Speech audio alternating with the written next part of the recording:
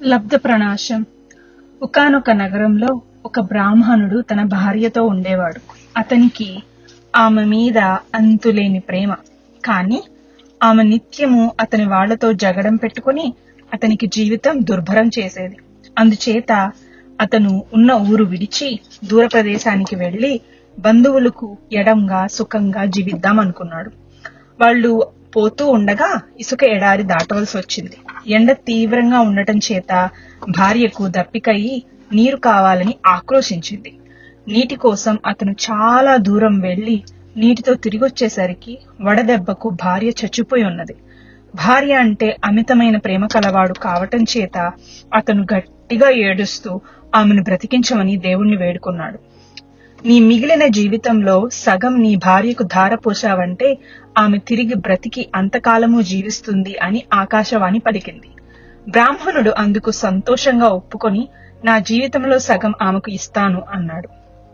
అతను ఈ మాట అనగానే ఆమె బ్రతికి లేచి భర్త తెచ్చిన నీళ్లు తాగి తాము వెంట తెచ్చుకున్న ఆహారం భర్తతో కలిసి తిన్నది. తరువాత వాళ్లు ప్రయాణం కొనసాగించారు. కాలక్రమాన వాళ్లు ఒక నగరం బయట పూలతోట చేరుకున్నారు. భర్త భార్యతో నువ్వు ఇక్కడే ఉండు, నేను ఊళ్ళోకి వెళ్లి మనిద్దరికి భోజనం తెస్తాను అని వెళ్లిపోయాడు. ఒక కుంటివాడు చక్కగా పాడుతూ అటుగా వచ్చాడు. వాడి పాట విని ఆమె మోహపరవశురాలై వాడిని తన ప్రియుడు కమ్మని, లేకపోతే ఆత్మహత్య చేసుకుంటానని అన్నది. నేను కుంటివాణ్ణి, నీకు నాతో ఏమిటి అని వాడన్నాడు. అయితే అయ్యావ్ అన్నదామె. కుంటివాడు ఆమె ప్రేమికుడు కావడానికి ఒప్పుకున్నాడు. బ్రాహ్మణుడు భోజనంతో తిరిగొచ్చి తనతో పాటు తినమని భార్యను పిలిచాడు. ఈ కుంటివాడికి కూడా కొంత ఆహారం పెట్టరాదా, ఇతనికి ఆకలిగా ఉన్నది అన్నది భార్య. బ్రాహ్మణుడు ఒప్పుకున్నాడు. ముగ్గురు భోజనం చేసిన తరువాత బ్రాహ్మణుడి భార్య, మనకు పిల్లలు లేరు, నువ్వు బయటికి వెళ్తే నేను ఒంటరిగా ఉండాల్సి వస్తుంది, నాకు ఇంట్లో పని చేసి పెట్టడానికి ఎవ్వరూ ఉండరు, అందుచేత ఈ కుంటివాణ్ణి మన వెంట తీసుకుపోతేనేం అని భర్తతో అన్నది. దానికి బ్రాహ్మణుడు, ఈ కుంటివాడు నడవలేడు, వాణ్ణెవరు మోస్తారు, నా ఒళ్ళు నాకే బరువుగా ఉంది, మరొకని ఎక్కడ మోసేది అన్నాడు. ఒక తట్ట తెస్తే ఇతన్ని అందులో కూర్చోపెట్టి నేనే మోస్తాను అన్నది భార్య. మతిమాలిన ఆ బ్రాహ్మణుడు భార్య మీద ప్రేమ కొద్దీ ఇలాంటి అర్థం లేని ఏర్పాటుకు సమ్మతించి ఒక తట్ట తెచ్చాడు. అందులో కుంటివాణ్ణి కూర్చోపెట్టి ఆమె మోసింది. దారిలో వారికి ఒక లోతైన బావి తగిలింది. వాళ్ళు దాని బొడ్డు మీద విశ్రాంతికి కూర్చున్నారు.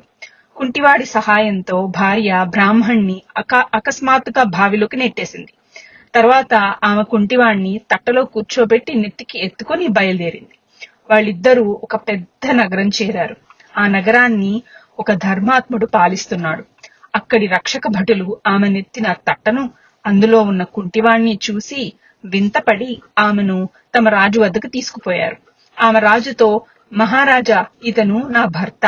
కుంటివాణ్ణి చేసి ఇతని బంధువులు ఇతన్ని నానా బాధలు పెట్టి చంపటానికి కూడా సిద్ధపడితే ఒక రాత్రి ఎవ్వరికీ తెలియకుండా నేను ఇతన్ని ఒక తట్టలో పెట్టుకొని ఈ నగరానికి తెచ్చాను అన్నది. నీ వంటి మహా ఇల్లాల్ని నేనెన్నడూ చూడలేదు, నీకు 2 గ్రామాలు ఈనాముగా ఇస్తున్నాను అన్నాడు రాజు. ఆమె ఎంతో సంతోషించి అక్కడి నుంచి వెళ్లిపోబోతుండగా ఆమె భర్త అక్కడికి వచ్చాడు.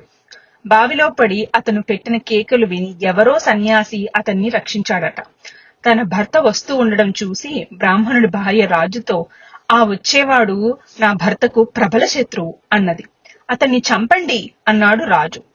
బ్రాహ్మణుడు రాజుతో, మహారాజా, నన్ను చంపే ముందు ఈ స్త్రీని నా బాకీ వడ్డీతో సహా తీర్చమనండి అన్నాడు. అతను నీకేమిచ్చాడు అని రాజు ఆమెను అడిగాడు. నాకేమీ ఇయ్యలేదు అన్నదామ. నువ్వు ఎడారిలో చచ్చిపోయినప్పుడు నీకు నా ఆయుర్దాయంలో సగం ధారపోసి నిన్ను బ్రతికించుకున్నాను కానా అని బ్రాహ్మణుడు తన భార్యతో అని రాజు కేసి తిరిగి, ఈమె కోసం బంధువులందరినీ వదులుకున్నాను, నా ఆయుర్దాయం సగం ఇచ్చాను, అందుకు బదులుగా ఈమె నా పట్ల కృతజ్ఞురాలై ఈ కుంటివాణ్ణి ప్రియుడిగా సంపాదించి తమ చేత నన్ను అన్యాయంగా చంపించాలని చూస్తుంది అన్నాడు. రాజు కఠినంగా ప్రశ్నించిన మీదట ఆమె నిజం ఒప్పుకున్నది. అప్పుడు రాజు బలాత్కారంగా ఆమె చేత బ్రాహ్మణుడికి అతని ఆయుర్దాయం తిరిగి ఇప్పిస్తూ, నేను నా భర్త వద్ద అరువు పుచ్చుకున్న ఆయువును అతనికి తిరిగి ఇస్తున్నాను అనిపించాడు. ఆ మాట అంటూనే ఆమె చచ్చు పడిపోయింది. ఈ కథ కోతి ముసలికి చెప్పి ఇంకా ఇలా అన్నది. మూర్ఖుడా, అతిగా వాగే చిలుకలను పంజరాలలో బంధిస్తారు, కానీ మితభాషులైన కొక్కిరాయిలు స్వేచ్ఛగా తిరుగుతాయి. ఇక నువ్వు వెళ్ళు, లేకపోతే నిన్ను బలవంతాన గెంటవలసి వస్తుంది. దానికి మొసలి, నా హాస్యాన్ని అపార్థం చేసుకున్నావు. నేను విశ్వాసపాత్రుణ్ణని, ఎప్పుడు నీకు ద్రోహం తలపెట్టనని నమ్మ చెబుతున్నాను అన్నది. ఓరి భార్యా విధేయుడా, నీలాంటి వాళ్ళు భార్యలను కాదనలేక తమ క్షేమాన్ని, ఐశ్వర్యాన్ని, స్నేహితులను కూడా త్యాగం చేసేస్తారు.